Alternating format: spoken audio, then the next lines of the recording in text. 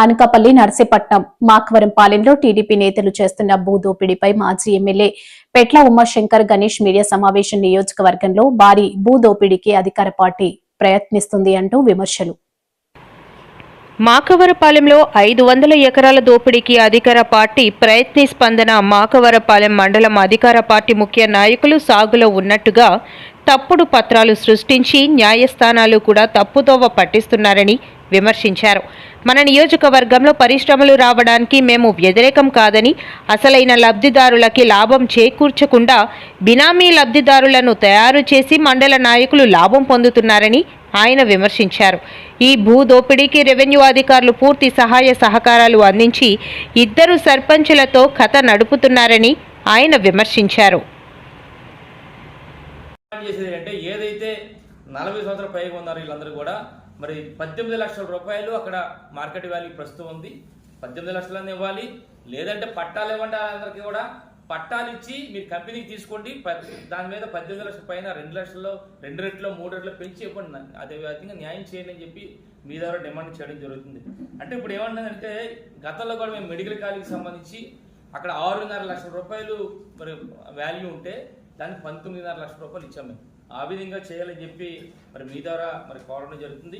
మరి ఎంత అంటే ఒక అరగంటలో ఆర్డీఓ గారు కంప్లీట్ చేశారు. ఎందుకంటే ఎక్కడ ఎవరైనా వచ్చి టీడీపీ నాయకులు ఏ విధంగా దోపిడీ చేశారో ఎక్కడ అడుగుతారనే ఉద్దేశం మీద మరి ఆ విధంగా వెళ్ళిపోవడం జరిగింది.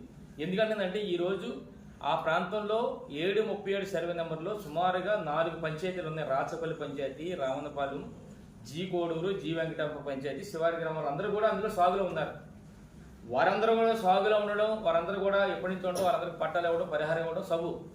కానీ వాటికి సంబంధం లేకుండా బేంబోయినపాలెం కానీ సెట్టిపల్లి వారు కానీ ఎలాగా అందులోకి వచ్చారో మాకు అర్థం కావట్లేదు.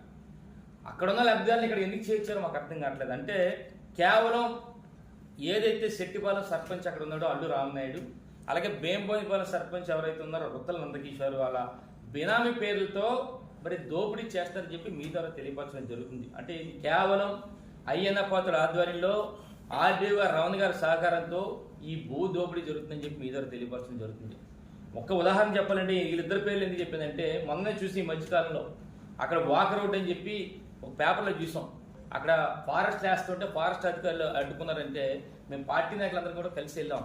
అసలు చూద్దాం అసలు పర్యవేక్షణ ఏం జరుగుతుంది, అసలు రోడ్డు వేస్తే మంచిదే కదా, కొంచెం దగ్గర అవుతుంది కదా అని చెప్పి పర్యవేక్షణకి వెళ్తే మేము వెళ్ళిన 10 నిమిషాలకే ఈ 2 సర్పంచులు వచ్చి ఏదో పెద్ద కంపలు మునిగిపోయినట్టు జనాలతో వచ్చి మేము పెట్టిన ప్రెస్ దగ్గర వాళ్ళు కూడా ప్రెస్ అంత అవసరం ఉంది నాకు అర్థం కావట్లేదు. అంటే ఈరోజు అధికారులు ఉందని చెప్పి మీరు ఏదో చేయాలని చెప్పి ఆలోచన. అదేవిధంగా మెడికల్ కాలేజ్ గురించి కూడా మేము మాట్లాడుతుంటే ఇది ప్రభుత్వం చేస్తుంది, ప్రైవేట్ పరం చేస్తుంది, ప్రభుత్వ పరం చేయాలని చెప్పి మేము చెప్తుంటే ఇదే 2 సర్పంచులు కూడా ఇది ప్రైవేటు పరం కాదు, లేదా ఇది కాదు, జీవో లేదని చెప్పి రకరకాలుగా ప్రజల మభ్య పెట్టి ఆలోచన చేస్తే చివరికి స్వయంగా ఇక్కడ ముఖ్యమంత్రి గారే ఇది గతంలో జరిగింది, ఇది దాన్నే జీవో ఫాలో అవుతుందని చెప్పి అన్న తర్వాత వీళ్ళు మాట్లాడకుండా ఉండడం ఉన్నారు.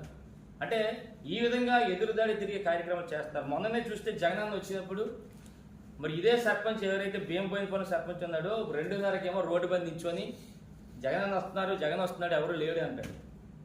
ఆయనకి ఏం తెలుస్తుంది? కొన్ని అరగంటల్లో కొన్ని వేల మంది అక్కడికి వస్తే ఏం మాటల్లో తెలియని పరిస్థితి. అంటే ఈ విధంగా ఏదో విధంగా చేయాలని మొన్న కూడా మెడికల్ కాలేజీకి సంబంధించి మేము ఒక ర్యాలీ చేస్తే ఆ ర్యాలీలో నేను ప్లే కార్డ్ చూపిస్తే ఆ ప్లే కార్డ్ మార్పింగ్ చేసి ఇదే సర్పంచ్ ఆ స్టేటస్ పెట్టి అంటే ఈ విధంగా అంటే ఈరోజు ప్రభుత్వం ఉంది కదా అని చెప్పి మనం ఏం చేసినా ఎదురుదాడి చేసినా అని చెప్పి అని ఉద్దేశం మీద ఉన్నారు. అందుకని అసలు వీళ్ళు ఏ విధంగా చేస్తున్నారు, ఎందుకు మరి అబద్ధాలను చేస్తారని దాని మీద వీళ్ళిద్దరి మీద ఫోకస్ చేస్తే వీళ్ళిద్దరి మీద ఫోకస్ చేసినప్పుడు ఈ భూ కుంభకోణాలన్నీ కూడా బయటికి రావడం జరిగింది.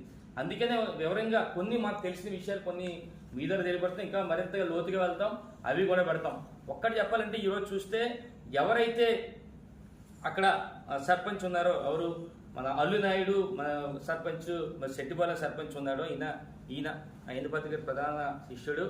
మరి మండలంలో ఏదొచ్చినా సరే ఈయనే అక్కడ ఉన్న టీడీపీ నాయకులందరి మీద ఈయన లీడ్ చేస్తారు. ఈయన గురించి చెప్పాలంటే ఒక్కసారి మరి ఏదైతే ఇప్పుడు 400 ఎకరాలలో ఇప్పుడు గ్రామ సభ అయిందో అందులో ఈయన తాలూకా బినామీ పేర్లు మీకు డీటెయిల్గా చెప్తా. బొర్లి సన్యాసి అని ఆయన సెట్టిపాలెం, అసలు సెట్టిపాలెం మనం ఇందాక చెప్పాను, సెట్టిపాలెం కానీ బేంబోయినపల్లి కానీ సంబంధించిన రైతులకి అక్కడికి సంబంధం లేదు. కేవలం వీళ్ళందరినీ తీసుకెళ్ళి అక్కడ చేస్తాడు. అల్లునాయుడు బెనామీ పేర్లు అన్నీ కూడా ఒకసారి మీ అందరూ కూడా చెప్తున్నాను. గొర్రెల సన్యాసి ఎవరైతే ఎల్లు రామనాయుడు ఉన్నాడో సర్పంచ్ తాలూకా మామయ్య అయినా, సర్పంచ్ తాలూకా బెనామీ ఎంత అంటే 13 ఎకరాల 64 సెంట్లు. ఇవన్నీ కూడా సెట్టిపాలెంకి సంబంధించి ఈయన బినామీ అక్కడ పెట్టుకొని ఇవన్నీ కూడా గ్రామ సభలో అప్రూవల్ చేసుకున్నాడు. అంటే సుమారుగా ఈ గవర్నమెంట్ రేట్ ప్రకారం 18 లక్షలు కానీ ఇస్తే 13 ఎకరాల 64 సెంట్లకి సుమారుగా 2,45,00,000 రూపాయలు మరి కొద్ది రోజుల్లో మరి 5 భద్రత దయ వల్ల